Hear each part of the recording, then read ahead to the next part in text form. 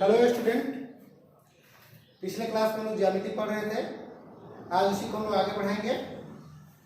आज ज्यामिति क्लास को आगे बढ़ाने से पहले मैं आपसे कहना चाहता हूं कि हमारे चैनल को सब्सक्राइब करें, लाइक करें, शेयर करें और कमेंट करें। चलिए आगे देखते हैं ज्यामिति क्लास को। ज्यामिति में हम लोग कोण के बारे में जान रहे थे, तो उस सीढ़ी को आगे बढ़ाते हुए हम लोग अगला चीज पढ़ेंगे ज्यामिति में।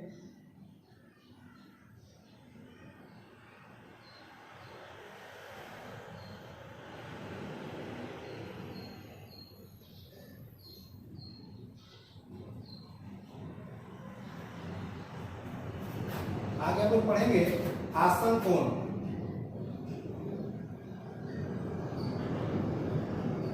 आसन कोण।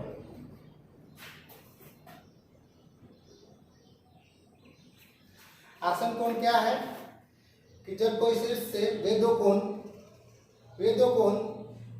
जिनमें एक उभयनिष्ठ भुजा और एक ही शीर्ष हो, जिनका कोई उभयनिष्ठ भुजा होना चाहिए, एक उभयनिष्ठ भुजा होना चाहिए और एक ही शीर्ष होना चाहिए, तो वो कहलाते हैं आसन कोण। से हम लोग देखते हैं आसन कोण कि ये शीर्ष ले लेते हैं, ये देखिए इस तरह से हम लोग कोण बनाए। अब जो है अगर इसका नाम हम लोग दे दे ए, ओ, बी और यहाँ सी, तो देखेंगे कि इसमें दो कोण हैं। एक कोण ए ओ बी और दूसरा बी ओ सी। तो इसका अगर एक नाम दे दे और इसका दो नाम दे दे तो कोण एक और दो एक दूसरे के आसन कोण है। तो ऐसा क्यों आसन कोण है? क्योंकि हम देखेंगे कि इस कोण में, कोण दो में हम लोग देखेंगे कोण ए ओ बी, इसका नामकरण जो है कोण ए ओ बी। ए ओ बी दे सकते हैं या बी ओ सी दे सकते हैं। तो इसमें दो कोण में ये देखिए कोण दो हुआ और कोण एक हुआ, बी ओ सी। तो कोण ए ओ बी और कोण बी ओ सी, इसको हम लोग इधर से भी लिख सकते हैं, बी ओ ए, बी ओ सी, सी ओ बी, ऐसे भी लिख सकते हैं। तो इस दोनों में देखेंगे कि यह ओ बी भुजा, ओ बी इस कोण में भी है, कोण दो में भी देखिए दिख रहा है ओ बी, और जब इसको देखेंगे, इसको ढक लेते हैं, तब भी इस कोण में भी ओ बी दिख रहा है। अर्थात उभयनिष्ठ जो दोनों में हो, तो ये ओ बी क्या है, दोनों में है ना। अब देखिए सिर्फ ओ, अगर इस कोण को ले ले ए ओ बी और इसको ढके जाए तो ओ है, और इसको लिया जाए तो बी ओ सी, इसमें भी ओ है, तो दोनों में एक ही शीर्ष है। तो इस तरह के कोण को हम लोग कहते हैं आसन कोण।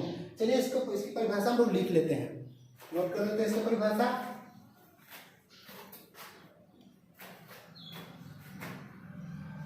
वे दो कोण जिनका एक भुजा उभयनिष्ठ हो तथा एक ही शीर्ष हो, आसन कोण कहलाते हैं।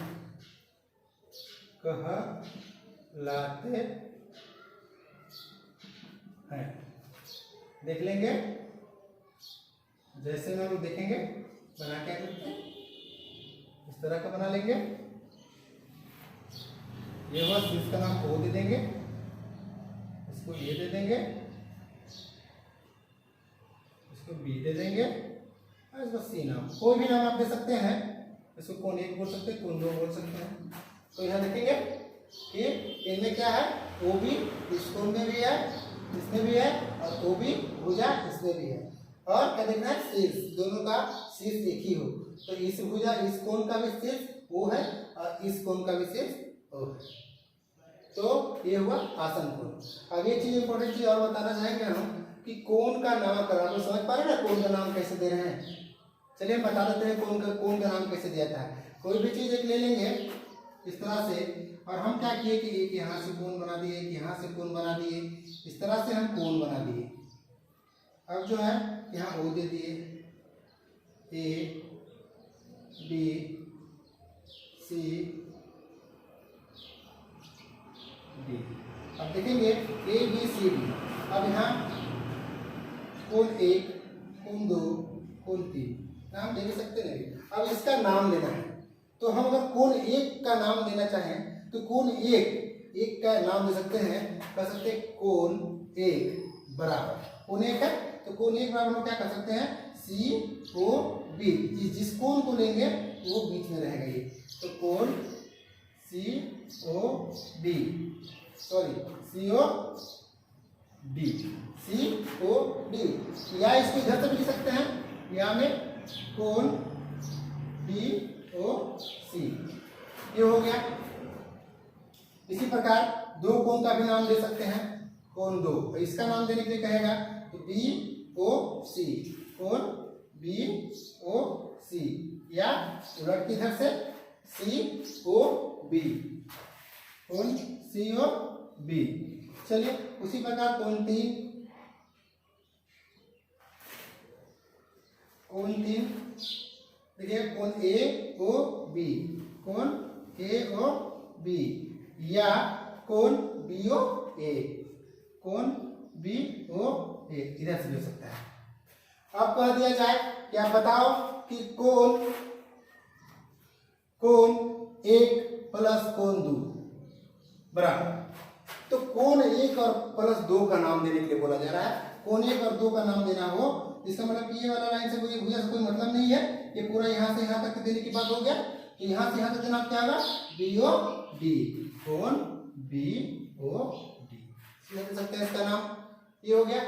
अब जो है ऐसा आपको पूछ दे कि कोण इसका नाम बताइए, तो सिर्फ कोण ही बोल सकते हैं आप, क्योंकि यहाँ बहुत सारा कोण है। जैसे पूछ जाइएगा बोले कि 3 कोण कौन सा कोण है, ओ है, तो क्या इसको भी बोले कोण ओ है, इसे कोण ए है। तो एक कक्षा में राम नाम के 5 लड़के, 6 लड़के, 6 लड़के, 7 लड़के, तो क्या हम बोलेंगे कि राम, उसको उसका पर्सनल नाम से बोलेंगे। सिर्फ राम बोलने से काम नहीं चलेगा, क्योंकि बहुत सारे लड़के उस नाम के हैं, तो काम नहीं चलेगा। उसी प्रकार इसमें बहुत सारे कोण हैं, तो सिर्फ वो बोल देंगे, इससे पता नहीं चलेगा कि किस कोण के बारे में बोला जा रहा है, इसलिए कोण का नाम हम लोग ऐसे देंगे, जो बताया गया तरीका। ठीक है, जो है इसको आप लोग नोट करते चलेंगे। चलिए कोण के बारे में नाम देना आप सीख गए। ठीक है, आगे बढ़ते हैं।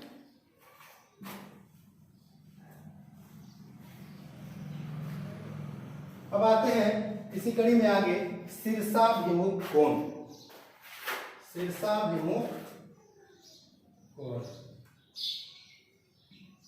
शीर्षाभिमुख कोण। शीर्षाभिमुख कोण क्या है, तो शीर्षाभिमुख कोण जब दो रेखाएं एक दूसरे को एक बिंदु पर प्रतिच्छेद करेंगे, काटेंगे। कैसे काटेंगे, ये देखिए ऐसे, जब दो रेखाएं एक दूसरे को किसी एक बिंदु पर ऐसे काटेंगे तो इनसे बना प्रत्येक विपरीत, विपरीत माने क्या, उल्टा। तो मैं यहाँ खड़ा हूं तो मेरा उल्टा मेरे बगल में नहीं होगा, मेरा उल्टा मेरे सामने होगा। उसी प्रकार जब ये कोण अगर हम ले लिया जाए, इसको ले ले हम, कोण 1 ले ले, यहाँ कोण 2 दे दे, यहाँ कोण 3 दे दे, यहाँ कोण 4 दे दे, तो एक का उल्टा, एक का विपरीत क्या होगा, ये 3 होगा। उसी प्रकार 2 का विपरीत 4 होगा। तो शीर्षाभिमुख कोण है क्या, कि जब दो रेखा एक दूसरे को एक बिंदु पर काटे, प्रतिच्छेद करे, तो उनसे बना प्रत्येक विपरीत कोण, प्रत्येक विपरीत कोण शीर्षाभिमुख कोण कहलाता है। और शीर्षाभिमुख कोण के माप सदैव समान होते हैं। शीर्षाभिमुख कोण के माप क्या होते हैं, समान होते हैं। तो आइए हम इसको नोट करेंगे।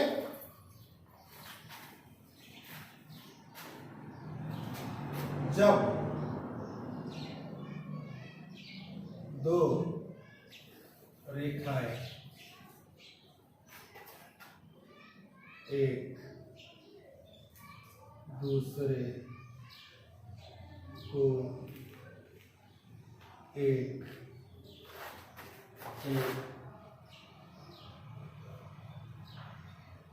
बिंदु पर प्रतिच्छेद करती है तो उनसे निर्मित प्रत्येक विपरीत कोण शीर्षाभिमुख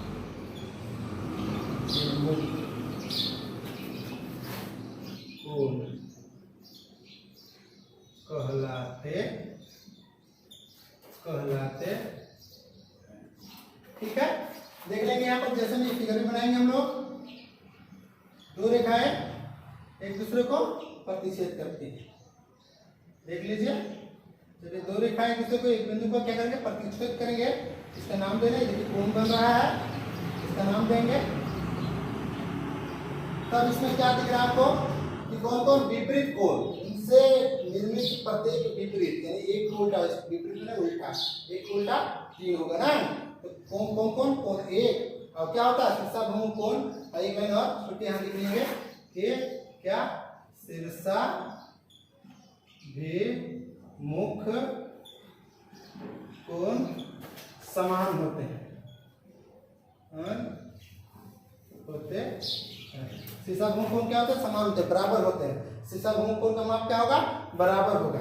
तो कोण एक है तो कोण एक के बराबर कौन से, कोण तीन। उसी प्रकार कोण अगर चार है तो इसके बराबर कौन होगा, कोण दो। ठीक है, या हम इसको इधर से भी लिख सकते हैं कि कोण दो है तो बराबर कोण चार। ऐसा करते हैं, आपको शीर्षाभिमुख कोण समझ में आया होगा।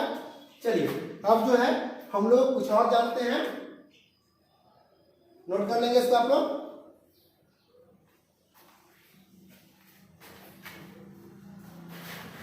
अब हम लोग जानेंगे कि जब दो रेखाओं को कोई एक रेखा प्रतिच्छेद करती है, जब दो रेखाओं को कोई एक रेखा प्रतिच्छेद करती है, कोई एक किरण प्रतिच्छेद करती है, तो हम लोग जानेंगे आगे कि क्या होता है जब दो समांतर रेखाओं को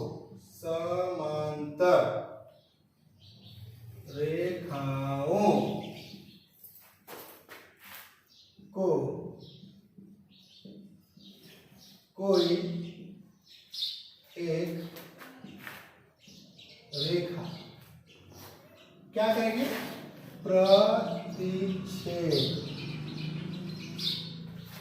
करती है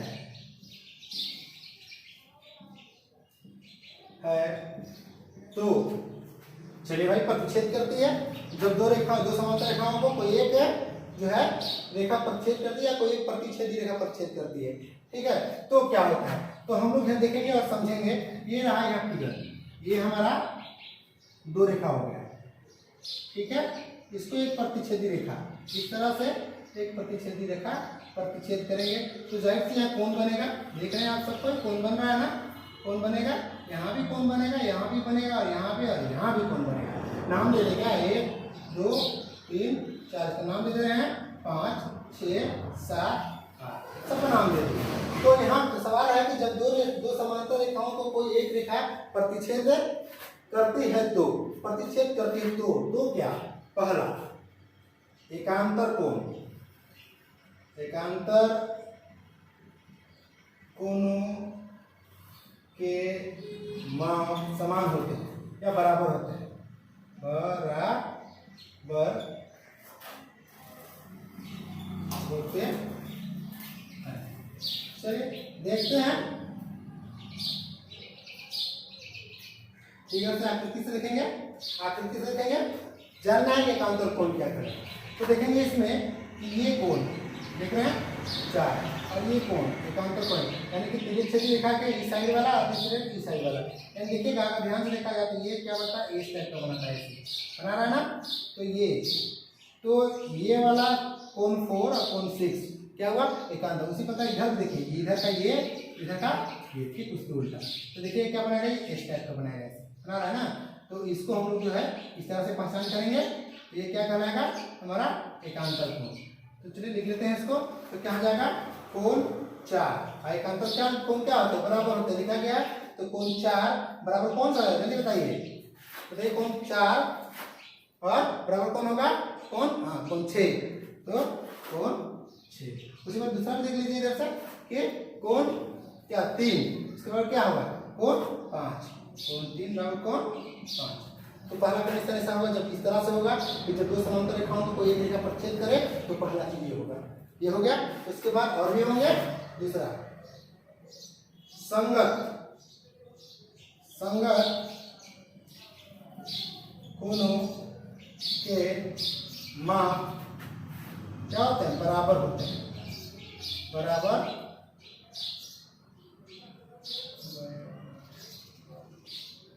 होते हैं, होते हैं।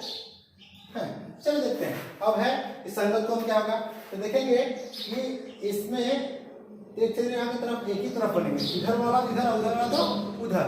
इसके ऊपर देखेंगे, इसके ऊपर संगत कोण जो कहेंगे ये समांतर रेखा जो पारा हुआ इसके ऊपर का कोण 1 और यहाँ इसके भी इस लाइन जो समांतर रेखा जो लाइन हुआ इसके ऊपर वाला ही देखेंगे। तिरछी छेद रेखा के एक ही तरफ, इधर वाला और उधर वाला तो उधर वाला। इधर वाला क्या लिखा भाई, इसके ऊपर क्या है, इसके ऊपर कोण 1 है, इसके ऊपर क्या है, कोण 5 है।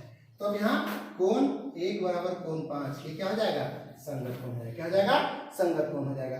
उसी प्रकार हम लोग जो है इसके अगर देखा जाए नीचे में, अभी इसका नीचे वाला तो इसका भी नीचे वाला, ठीक है।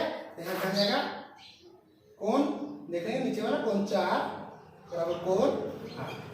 चलिए अब तिरछी रेखा को उस साइड चलते हैं, उधर। तो ऊपर में उधर क्या है, 2 है और इधर क्या है, 6 है। कोण 2 बराबर कोण 6, ये भी संगत कोण होंगे। अब आते हैं इसका नीचे, तो इसका भी नीचे कोण 3 बराबर कोण 6।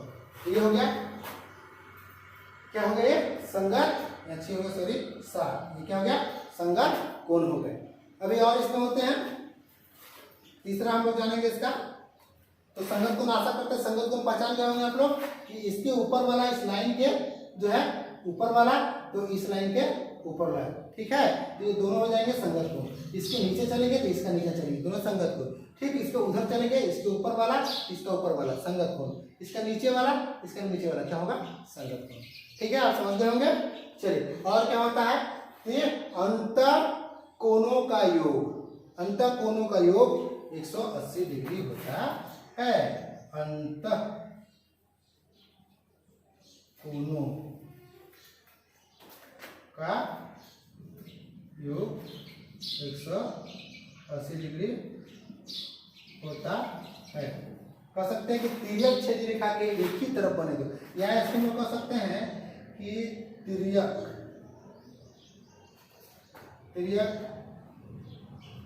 छेदी रेखा के एक ही तरफ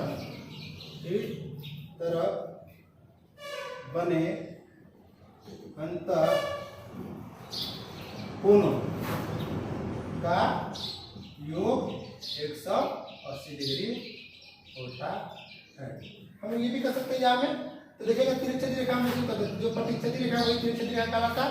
तो इसके एक ही तरफ यानी इधर तो इधर, अब अंतर माने क्या है कि इसके अंदर ये समांतर रेखा, इस समांतर रेखा इसके अंदर इधर, तो अंदर क्या है 4 और 5, कोण 4 और 5 यानी कोण 4 और 5 जोड़ेंगे 180 आएगा। उसी को इधर आएंगे जब की तरफ तो कोण 3 और कोण 6, एक क्या जाएगा कोण 4 प्लस कोण 5, क्या हो जाएगा, कितना होता है भाई अंतर कोण का योग 180, ठीक है। इसको उधर जब चलेंगे तो कोण 3 प्लस कोण 6 कितना आएगा भाई 180। तो ये होता है, ये रखना है कि तिर्यक छेदी रेखा के एक ही तरफ बने अंतर कोणों का योग 180 डिग्री होता है, ठीक है। आप समझ गए होंगे। चलिए इसको नोट कर लेंगे आप लोग और हम मिटा रहे हैं।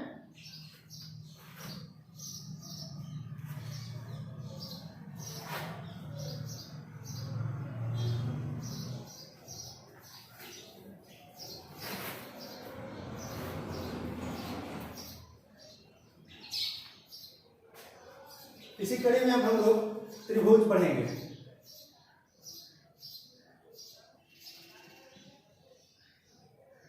त्रिभुज, इसका सिंबल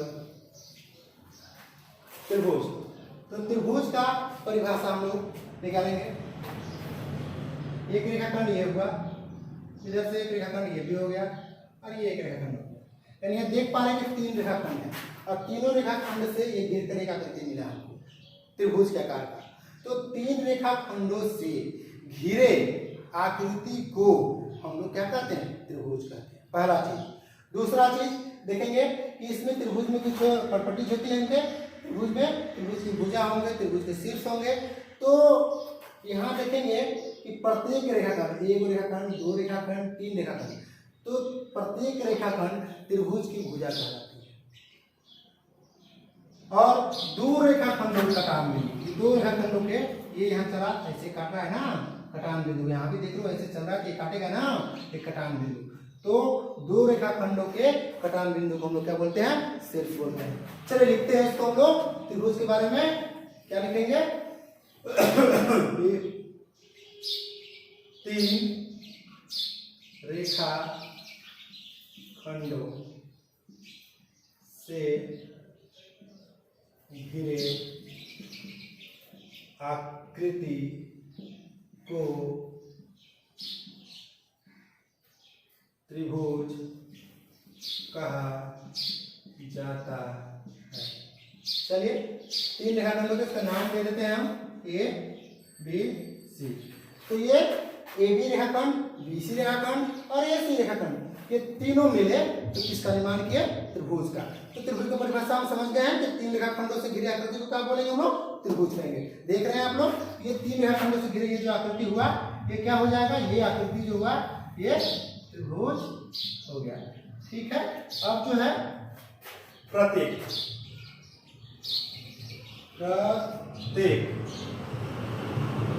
रेखा खंड त्रिभुज की भुजा, प्रत्येक रेखाखंड त्रिभुज की भुजा कहा जाती है। प्रत्येक रेखाखंड को त्रिभुज की भुजा कहा जाता है।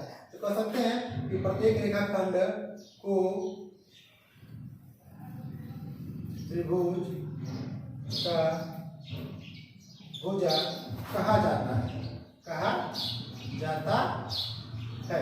जैसे में देख लेंगे, जैसे में ये रेखाखंड हो गया, BC हो गया और AC, ये तीनों जो है त्रिभुज के भुजा कर रहे हैं। आगे 2 रेखा खंडों के कटान बिंदु को त्रिभुज का शीर्ष कहा जाता है, कहा जाता है। त्रिभुज का शीर्ष कहा जाता है। तो देखेंगे एक रेखाखंड यहाँ चला, ये भी एक ये चल रहा है ऐसे। दूसरा यहाँ जो बीसी रेखाखंड जो है ये ऐसे चल रहा है और यहाँ काटा। तो यहाँ कट रहा है, कौन सा बिंदु है? बी। तो ये त्रिभुज का शीर्ष हुआ। यहाँ पर देखेंगे इसी प्रकार ये चलेगा, इधर से काट दिया, ये त्रिभुज का शीर्ष हो जाएगा क्या? सी। उसी पर ये भी काटेंगे, त्रिभुज का शीर्ष हो जाएगा ए। तो कौन कौन है? जैसे में ए, बी एवं सी, ये है त्रिभुज के शीर्ष है। ठीक है। तो ये हम जान गए। अर्थात यहाँ क्या मिला हमको? कि त्रिभुज की 3 भुजाएं और 3 शीर्ष होते हैं। ठीक है। इसमें एक चीज और जान लेंगे, त्रिभुज के तीनों कोणों का योग 180 डिग्री होता है। जब त्रिभुज में 3 कोण होते हैं, एक कोण, 2 कोण और यहाँ 3 कोण, तो यही कोण जान लेंगे कि त्रिभुज के तीनों कोणों का योग 180 डिग्री होता है। तो इसको आप लोग उतार लेंगे, नोट कर लेंगे इसको। त्रिभुज के बारे में हम जाने, अभी त्रिभुज के बारे में और भी जानेंगे। फिर आते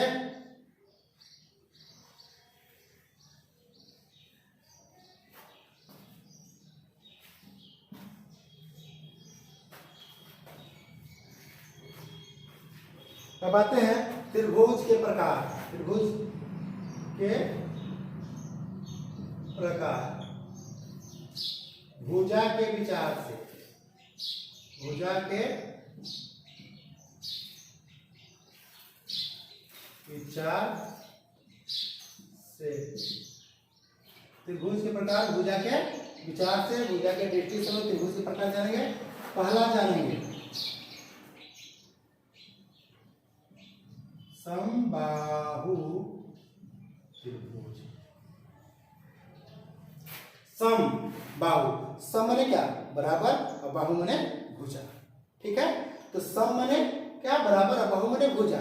तो हम इसी से समझ पा रहे हैं कि जिस त्रिभुज के सभी भुजाओं की माप क्या हो? समान हो, तो क्या करेंगे? समबाहु त्रिभुज बनाएंगे। तो जिस त्रिभुज के सभी भुजाओं के माप समान हो,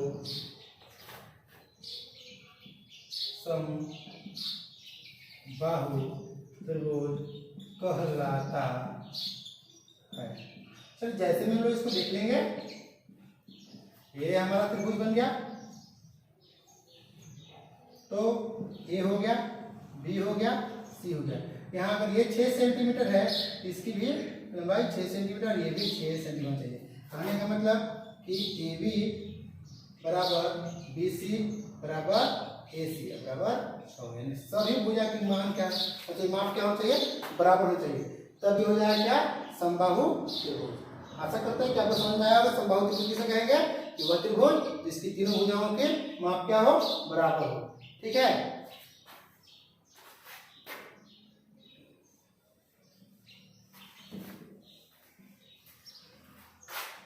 अब आते हैं विषमबाहु त्रिभुज। विषमबाहु नहीं, समद्विबाहु आते हैं। इससे पहले समद्विबाहु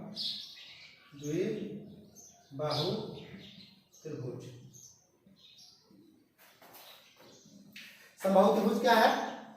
कि वह त्रिभुज जिसकी केवल 2 भुजा, देखिए यहाँ पर सम माने बराबर, द्वि माने 2, और बाहु माने भुजा। द्वि माने 2, बराबर, भुजा, यानी कि वह त्रिभुज जिसकी केवल क्या होगा? 2 भुजा की माप बराबर होगा, तो कहलाएगा समद्विबाहु त्रिभुज। तो हम लिख लेंगे इसको, जिस त्रिभुज के केवल 2 भुजाओं की माप क्या हो? बराबर हो, बराबर हो, क्या कहलाएगा? समद्विबाहु त्रिभुज कहलाता है, कहलाता है। आई बात समझ में? तो जैसे हम देख लेते हैं हम लोग, ये रहा अपना त्रिभुज ए बी सी। देखिए ये हमको 6 सेंटीमीटर है, ये भी 6 सेंटीमीटर, और ये क्या है? 5। इस टाइप से है 5 सेंटीमीटर, 4 2 बराबर है। तो यहाँ क्या दिख रहा है हमको? कि ए बी और बी सी की माप बराबर है, यानी किसी भी क्या 2 भुजाओं की माप बराबर है और एक नहीं बराबर। तो अब हम इसको कहेंगे कि 2 भुजाएं समद्विबाहु त्रिभुज। अर्थात क्या रहेगा इसमें? दिख रहा है ए बी बराबर बी सी दिख रहा है। ये ऐसा नहीं है, इसके बराबर ए भी हो सकता है, ये बराबर नहीं होगा, लेकिन 2 भुजा हो कोई भी बराबर। तो ए बी बराबर बी सी में क्या है? 6 सेंटीमीटर, और ये क्या है? ए सी 5 सेंटीमीटर। देख रहे हैं ना? तो ये चूंकि इसको ए बी और बी सी क्या है? 6 सेंटीमीटर, 2 भुजा बराबर है, इसलिए समद्विबाहु त्रिभुज बना। ठीक है, आगे बढ़ते हैं।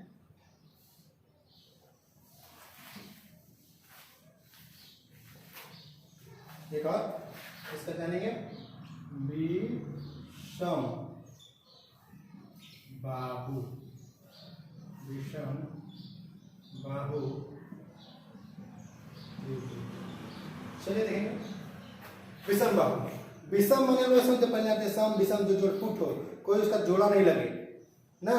तो इसका ये अर्थ निकलता है कि वह त्रिभुज जिसकी तीनों भुजा की मान बराबर न हो, कह सकते हैं कोई भी भुजा आपस में बराबर न हो वो विषम बाहु त्रिभुज कहलाते हैं। चलिए इसको लिख लेते हैं।